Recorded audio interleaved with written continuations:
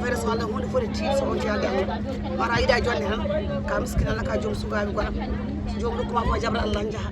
holno famorto leydi jeyandi e leyɗe ɓurɗe hewde liɗɗi e windere nde wayni sattude liɗɗi fodde hitande. Souleymani Mouhammed goto e sodoɓe liɗɗi e batoji mawɗi ɗi. Ici le poisson y en a pas à cause des sociétés. ɗo liɗɗi ɗi natti wodde saabu société ji mawɗi ɗi ƴettata koko tonuji kewɗi liɗɗi. société goto ina wawi ɗaɓɓude tonuji 10 liɗɗi, goɗɗo 15 e ko nandi hen. ɓe ɓofta foof ɓe jaada hen foti ko awo mbaylandi walla awo ganni. e nder luumoji ɗi cogguji liɗɗi ɗi satti ko taki ɗum saabu jeeyowo o tan meho wawa sodde hay hunde so wonano société ji ɗi gasni ettude gueɗal mumen. gam hebde hen alay saago min jooɓa cogguji tiɗɗi.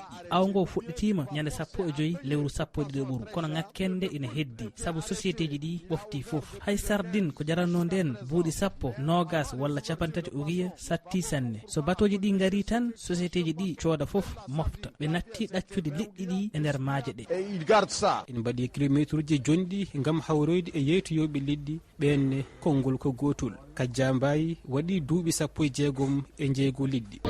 mbiɗa ko ñande fof ma moƴƴi ñande fof ma moƴƴi kono liɗɗi ɗi hannde welani wadde fof komo coodata koye amen ajo tiiɗi awa sooda ko tiiɗi wiya yeeyi ko weeɓi kadi yimɓeɓe kadi ko miskineɓe ɗeɗen jiiɗi sodde ala fof mo yiiɗa ñamde liɗɗi kono a yiyen neɗɗo ara tawa jeere yettoɓe ene jogui kalis muɗum wawi fodde fof ronka dañi hayɗo soodi liɗɗi sooda tan ko hunde e gueɗol muɗum yaha ñamuɗa daña hen feewi daña ko ñaama jooɗa ɗugguɗa gandi hono anani ɗum ɗo joni o joni min basitamo joni o wattamo joni nogas walla pusat anani coppa mbaɗa fof en sa jara hoore jungo ma muusa ko ala mbaɗa jogi fotima han mbaɗa so ala ndiyega jonde ala waɗa jooɗa aɗa.